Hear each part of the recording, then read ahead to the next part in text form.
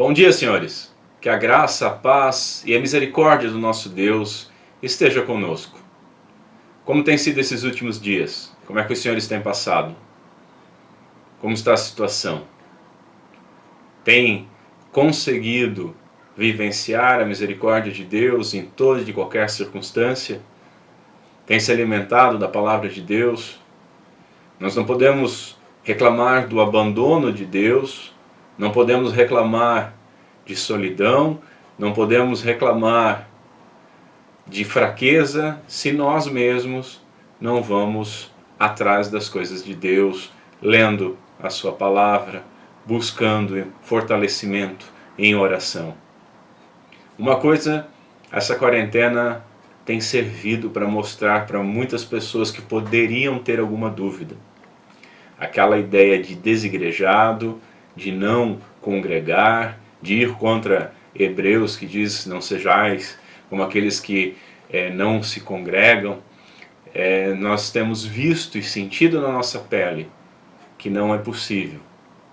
Eu tenho conversado com muitos irmãos, a gente tem testemunhado aqui publicamente como algumas famílias redescobriram ou descobriram o prazer, a graça e as bênçãos de um culto familiar, de um culto caseiro, mas ao mesmo tempo o distanciamento entre a comunhão, a ausência prolongada no sacramento, faz com que nós fiquemos fragilizados de alguma forma. De repente começa a dar um abatimento, a leitura começa a diminuir, as orações começam a ficar mais ensimesmadas, começamos a orar mais por nós do que pelos outros. Apesar de termos muitas coisas para pedir, logo essa oração torna-se cansativa, porque nós não temos paciência para aguardar o Senhor resolver, ou o fim que o Senhor quer dar aos problemas que nós colocamos diante dele. São tempos de testes, de prova, e nós oramos: Senhor, não nos deixa cair na prova, na tentação, não nos permita ficar prostrados. E devemos nos fortalecer no Senhor e orar uns pelos outros. Lembram que a gente viu sobre isso, né? Estamos num momento ainda de grande incerteza, muita informação mentirosa, desinformação a respeito da pandemia, muitos interesses escusos. Isso tudo nos deixa agitado, nos deixa ansioso. E essa é a nossa luta, essa é a nossa batalha espiritual contra a nossa própria carnalidade, que fica ansiosa diante da chance de perder emprego, da perda de emprego, da situação financeira, das mortes, das pessoas passando necessidade. Isso tudo acaba tirando a paz dos nossos corações.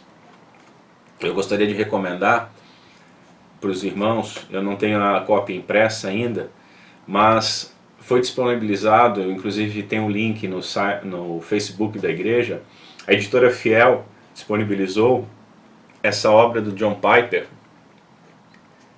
Cristo, Coronavírus e Cristo. É uma obra simples, é uma obra que, pelo que você vai vendo quando está lendo, é uma obra que estava pronta para algum propósito. Deus sabia qual era o propósito, e então John Piper ele deu uma recheada, traçando alguns pontos com essa pandemia. Mas é uma obra que fala principalmente daquilo que nós devemos mais nos agarrar nesse momento: a soberania, e a soberania absoluta de Deus sobre toda e qualquer circunstância. Todas as coisas que ocorrem no mundo estão debaixo do poder de Deus, da autorização de Deus, da determinação de Deus, muito mais do que de simples permissão. Mas essas coisas estão determinadas por Deus para um propósito, o propósito da sua glória. E todas as coisas, as boas ou as más, cooperam para o bem daqueles que foram chamados por Deus, daqueles que, porque foram chamados por Deus, o amam. Nós não podemos esquecer dessas coisas. Então fica a indicação dessa obra, a Fiel disponibilizou ela gratuitamente. Eu gostaria de trazer uma pequena meditação, para depois nós termos os nossos cultos. Peço aos irmãos que continuem vendo as fotos, é maravilhoso.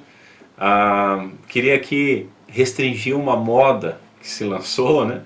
Uma família tirou uma foto da Bíblia, outra família tirou uma foto até artística da Bíblia com as mãos, a outra também fez, bacana, mas a gente quer ver os irmãos. A gente tem a Bíblia em casa, a gente gosta de ver as mãos dos irmãos, e se pudéssemos nós beijaríamos as mãos dos irmãos, mas nós queremos ver os rostinhos dos irmãos alegres para nos alegrar também. Tá ok? Combinado? Então, após o culto familiar, envie uma fotografia para nós mutuamente nos fortalecermos e nos alegrarmos. Tá ok? Curva a sua cabeça, vamos ao Senhor em oração. Senhor Deus, nosso Pai, nós te agradecemos pela oportunidade que Tu nos dá de mais um dia santo, um dia do Senhor, mais um Shabá cristão. Nós temos acordado com saúde, termos alimento e termos aquela sensação de alegria, de um dever santo e de um descanso prometido por Ti. Nós temos aquele entendimento de qual é a nossa verdadeira função, o nosso fim principal. E temos esse dia para nos dedicarmos a glorificar o Teu santo e maravilhoso nome. Te agradecemos, Senhor, pela Tua misericórdia em nos proporcionar isso. Pedimos, Senhor, que essa Tua misericórdia se estenda àquelas pessoas que não Te compreendem, que não Te conhecem. Que o Evangelho possa atingi-las e, sob o poder do Espírito Santo de Deus, elas possam Te enxergar e possam sentir aquele gozo, aquela alegria que nós sentimos em comunhão contigo. Pedimos essas coisas no Teu santo nome, em nome de Cristo Jesus. Amém. Senhores, eu queria fazer uma breve meditação num trecho do Salmo 33. Salmo 33. E a gente não vai ler o Salmo todo, a gente vai ler apenas alguns versos dele, né? E aí depois, enquanto nós vamos lendo, eu já vou comentando algumas coisas. Salmo 33, a partir do verso 13, a Santa Palavra do Senhor nos diz o seguinte: O Senhor olha desde os céus e está vendo todos os filhos dos homens. Palavras maravilhosas. O Senhor está vendo. Lembra que nós falamos, e eu até discuti essa semana, no bom sentido, né? Conversava com um dos presbíteros da igreja a respeito de como essas mensagens, e eu confesso para os irmãos sabem que eu sou altamente sincero, são mensagens que não foram pensadas em se encaixar, né? E elas têm se encaixado. Por quê? Porque nós estamos caminhando sobre um caminho seguro, que é a Palavra de Deus. E quando estamos sobre esse caminho seguro, nós não corremos o risco de termos arestas que vão ter que ser aparadas então pela sabedoria humana ou por desculpas. Nós estamos olhando para o que Deus tem nos falado. E nós vimos no Salmo 127, no 16, tenho posto, né, o Senhor sempre à minha frente. Nós entendemos que nós devemos pensar constantemente no Senhor, lembrar constantemente do Senhor, colocá-lo à nossa frente no nosso entendimento, sabendo que Ele nos guarda, que Ele nos cuida e que todas as coisas que nós fazemos diante da sua santa presença. Nós não entramos na presença do Senhor porque nós não temos como estar fora da presença do Senhor. E aqui nós vemos uma comprovação disso. O Senhor olha desde os céus e está vendo a todos os filhos dos homens. Ele está me vendo, Ele está lhe vendo, Ele está nos vendo. Da sua morada contempla todos os moradores da terra. Que palavras maravilhosas. O que significa da sua morada? Significa simplesmente um palácio? Significa simplesmente uma casa? Deus tem uma casa? Não, significa o seu poder, o seu trono, onde Ele está estabelecido, onde Ele governa, onde Ele reside e governa todas as coisas. E como é Deus, todas as coisas estão patentes aos seus olhos. Da sua morada contempla todos nós, moradores da terra. É Ele que forma o coração de todos eles, de todos os moradores da terra, que contempla todas as suas obras. Volto a falar aquilo que a gente já falou lá atrás. Tudo que nós fazemos, tudo que nós vamos fazer, tudo que nós já fizemos, tudo que nós deixamos de fazer, é feito diante de Deus.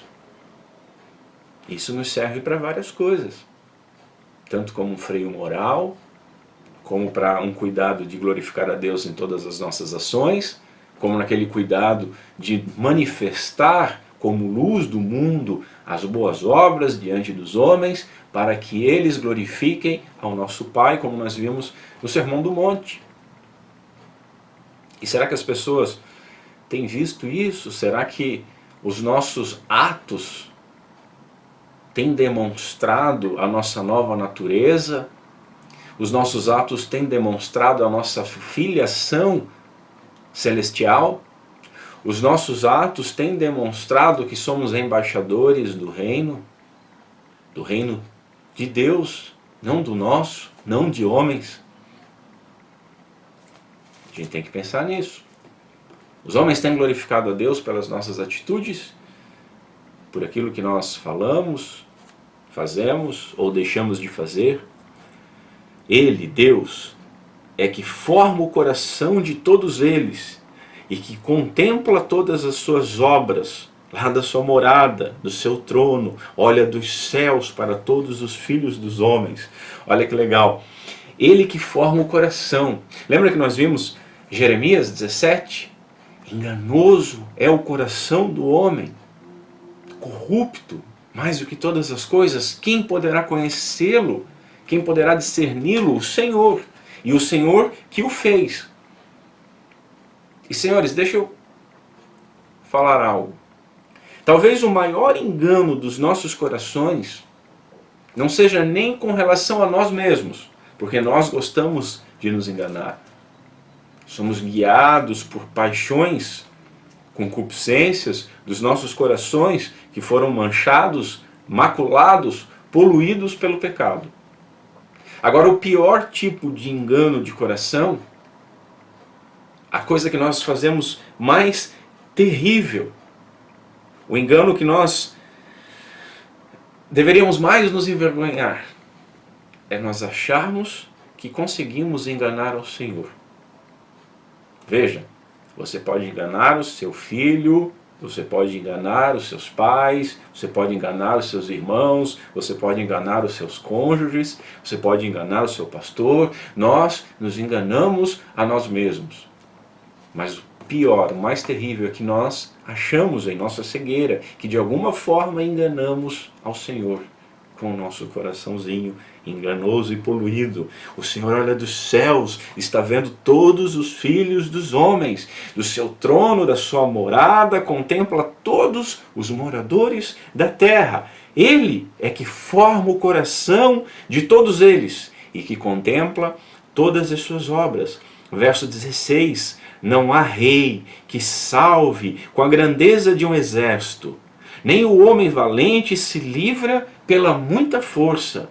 O cavalo é vão para a segurança, não livra ninguém com a sua grande força.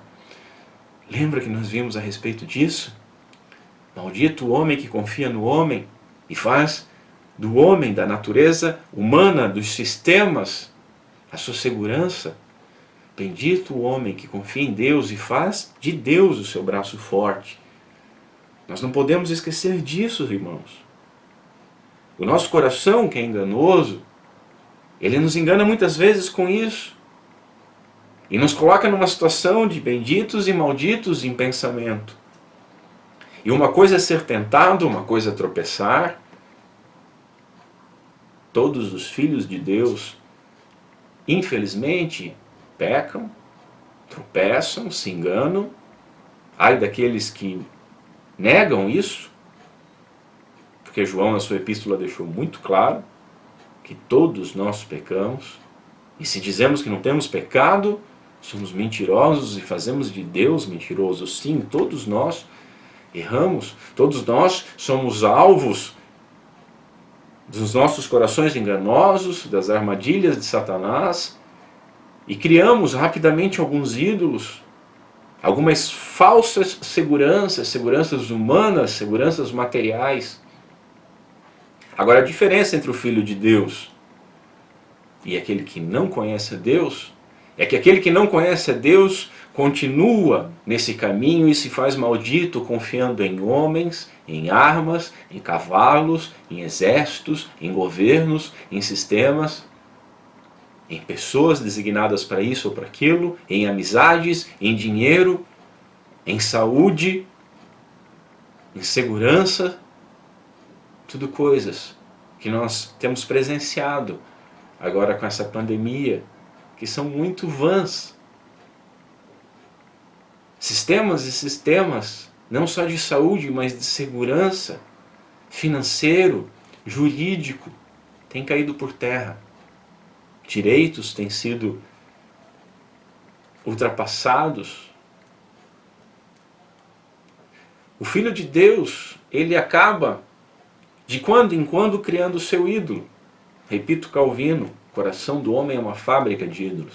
Mas o Filho de Deus rapidamente vê a palavra de Deus o advertindo, o disciplinando com amor, e ele se arrepende e ele volta a confiar somente no Senhor. Ele desiludido, machucado, assustado, apavorado, temeroso, agarrado em alguma coisa e tentando, num naufrágio, ficar à tona agarrado numa pedra que vai levá-lo ao fundo. Ele rapidamente, quando vê a palavra do Senhor, quando o Espírito Santo fala com ele através das páginas da Bíblia, ele larga essa pedra de idolatria e se agarra na mão do nosso Senhor, que está sempre estendida, não importa quão bravo está o mar que nós estamos passando. Não importa quantas tempestades nós estamos passando. Podemos passar por várias coisas em várias situações, mas aquela mão sempre vai estar nos segurando. E de lá, ninguém pode ser tirado. E então nos arrependemos e voltamos ao Senhor. E naquele momento de tristeza, de insegurança, nós pedimos perdão, porque havíamos esquecido que o Senhor estava nos contemplando e nos ajudando, nos cuidando. Eis que os olhos do Senhor, verso 18, estão sobre os que o temem, sobre os que esperam na sua misericórdia. Misericórdia. Não receber aquilo que nós merecemos. E veja, isso é dom de Deus. Isso é dom de Deus. Os olhos do Senhor estão sobre aqueles que o temem. E aqueles que o temem, somente o temem porque os olhos do Senhor estão sobre eles. E o cuidado do Senhor, e a graça e a misericórdia do Senhor, através do Espírito Santo de Deus, está agindo em seus corações. E por isso o temem.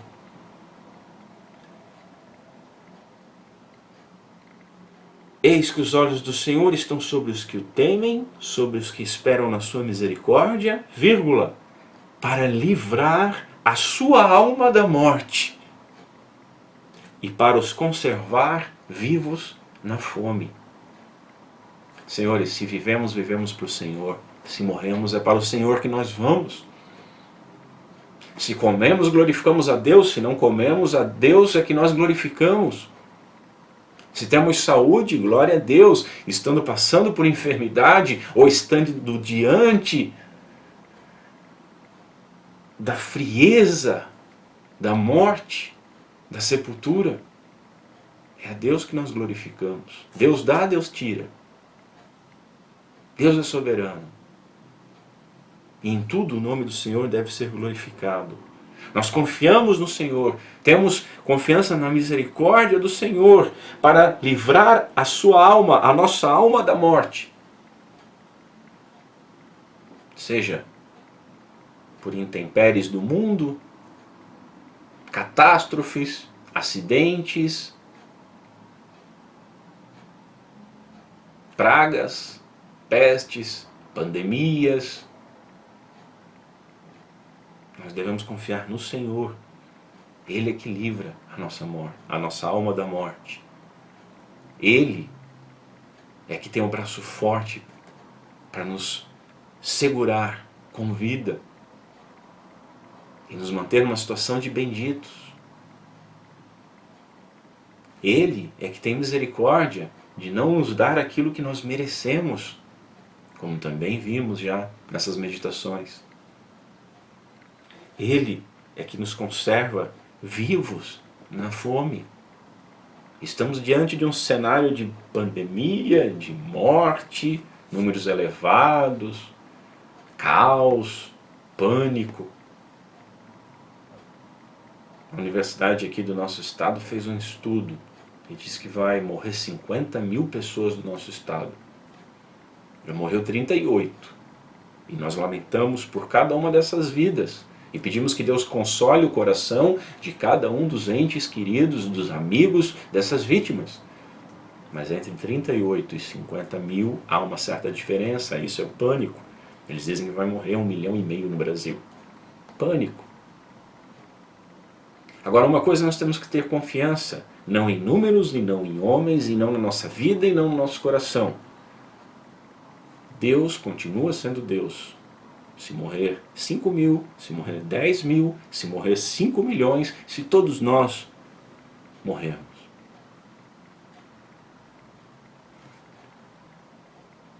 Os olhos do Senhor estão sobre os que o temem, sobre aqueles que esperam, não no braço da carne, mas no seu braço forte, que são benditos na sua misericórdia, para livrar a sua alma da morte e para conservar vivos na fome. Nós não tememos a fome, o desemprego. Nós temos que falar, nós temos que cobrar os nossos governantes. Mas nós não tememos essas coisas. Nós não nos desesperamos com essas coisas. E o texto continua. A nossa alma espera no Senhor. Ele é o nosso auxílio e o nosso escudo. O Senhor é o nosso auxílio.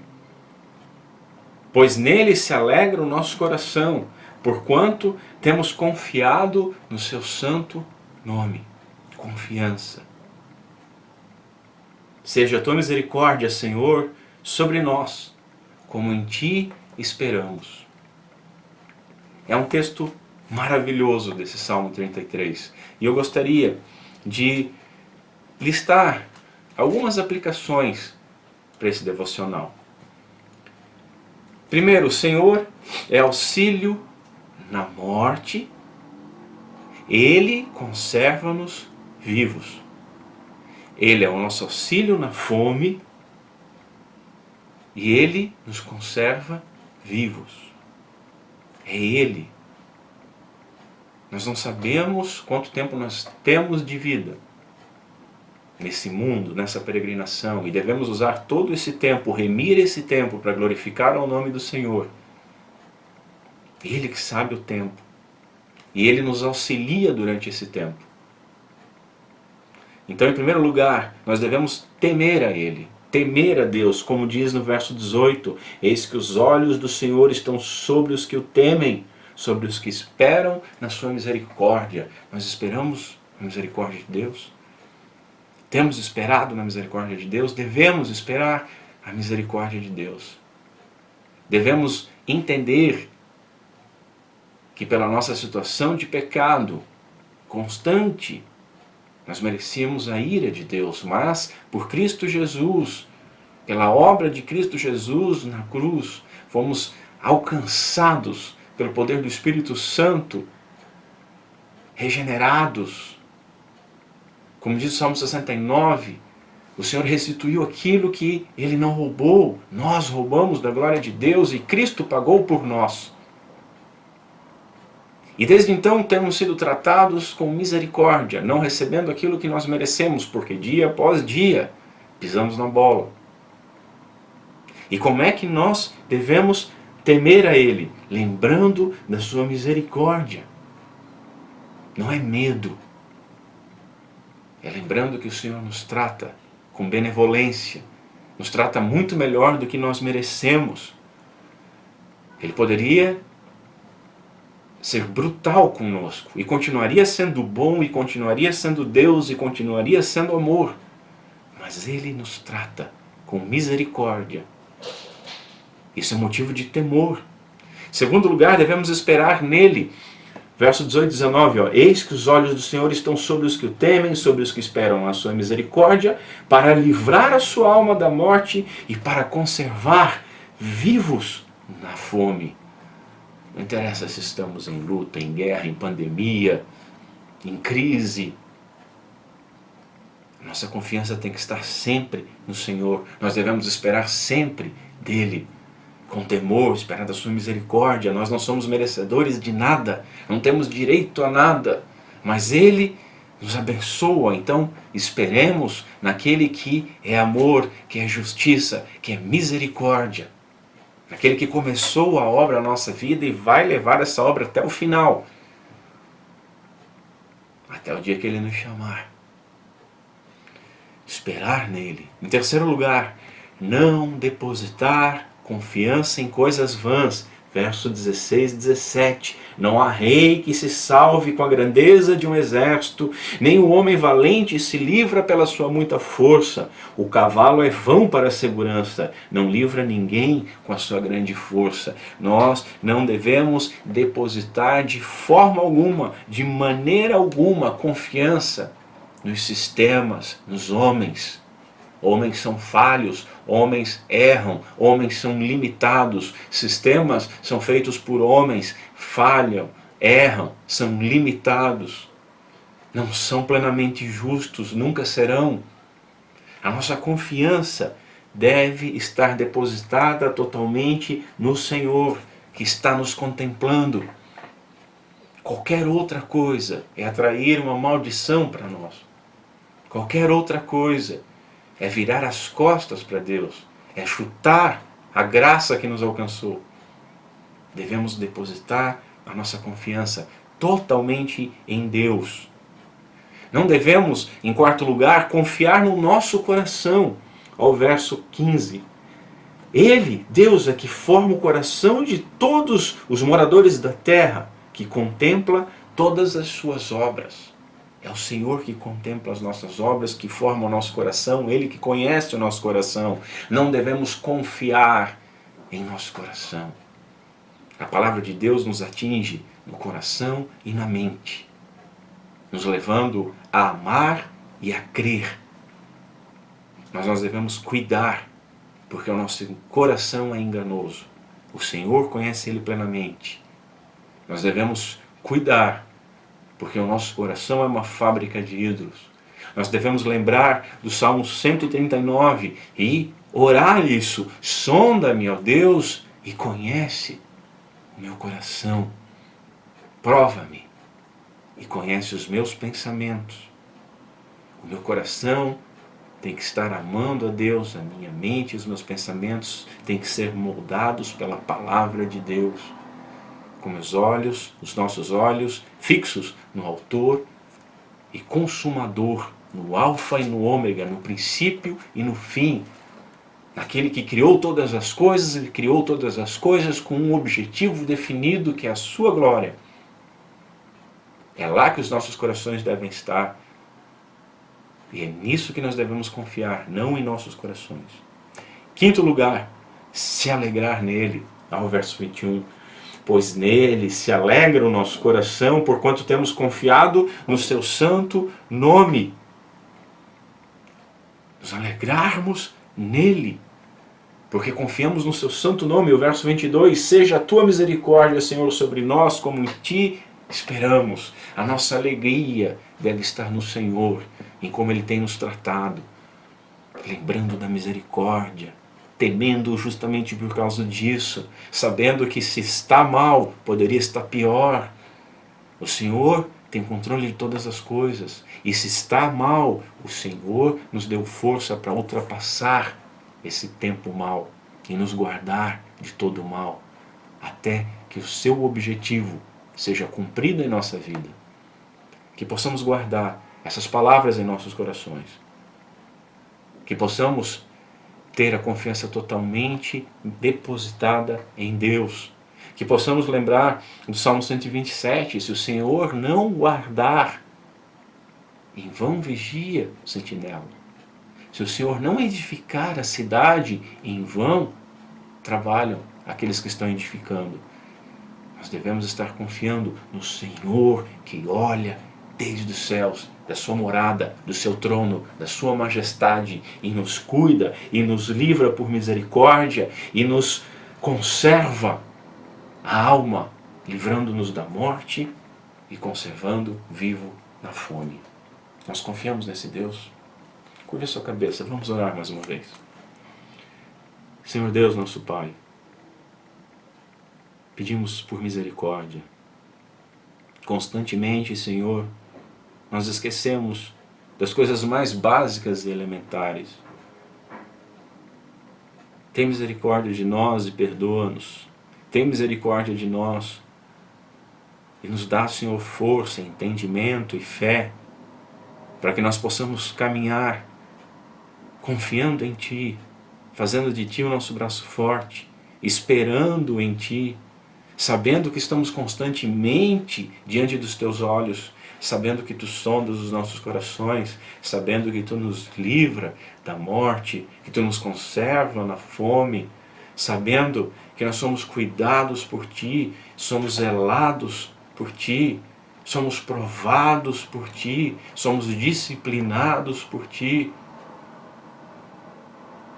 Glorifica, Senhor, o nome do Teu Filho em nossas vidas. É o que nós Te pedimos, no nome santo de Cristo Jesus. Amém. Senhores, vamos passar agora para os nossos cultos caseiros.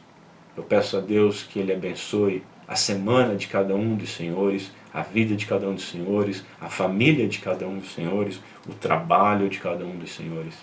E eu peço, especialmente hoje, que o Espírito Santo conduza o seu estudo, conduza os seus louvores, conduza o descanso santo naquele que nos chamou da morte para a vida. Que Deus abençoe a cada um de vocês. Amém.